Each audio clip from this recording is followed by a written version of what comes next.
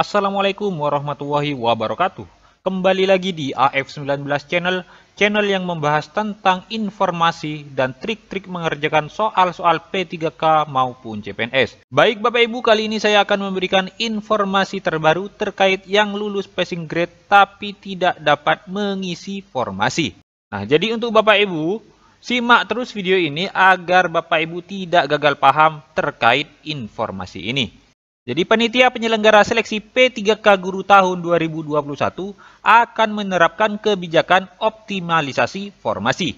Nah, jadi optimalisasi formasi diberikan bagi peserta yang lulus passing grade P3K Guru tahun 2021 tetapi tidak memenuhi formasi. Jadi Menteri Pendidikan dan Kebudayaan Nadiem menyebutkan kebijakan ini akan diterapkan setelah seleksi tahap 2 dan tahap 3 berlangsung. Pada tahap 2 dan tahap 3 akan ada optimalisasi formasi untuk membantu dan mendukung guru-guru mendapatkan posisi dan lowongan formasi. Jadi Bapak Ibu jangan khawatir dulu.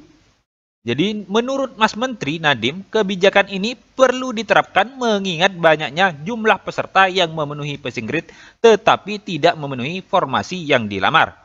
Karena itu, dengan adanya optimalisasi formasi ini, guru-guru honorer bisa memperoleh kesempatan terbaik untuk mendapatkan formasi. Jadi optimalisasi formasi sendiri dilakukan dengan mengisi formasi-formasi yang masih kosong dengan peserta yang dinyatakan lulus passing grade. Dikutip dari SSC ASN, pengisian formasi kosong dapat dilakukan berdasarkan ranking penilaian sekolah yang ditentukan oleh Kemendikbud.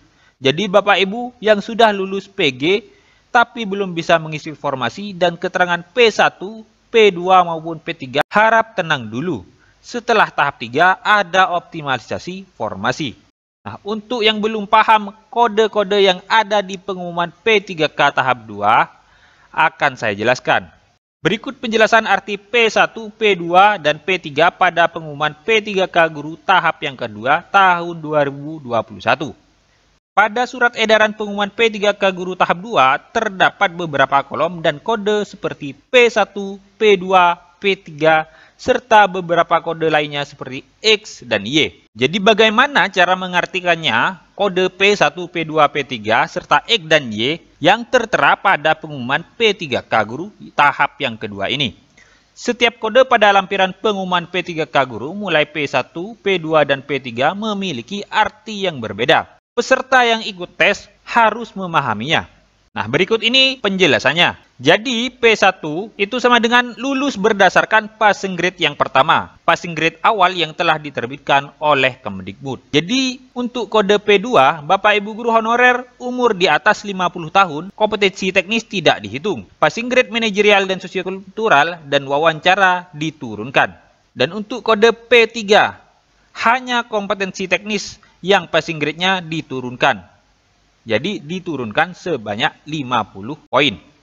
Untuk kode X itu adalah kode dari sekolah induk. Dan kode Y itu adalah kode dari sekolah non-induk.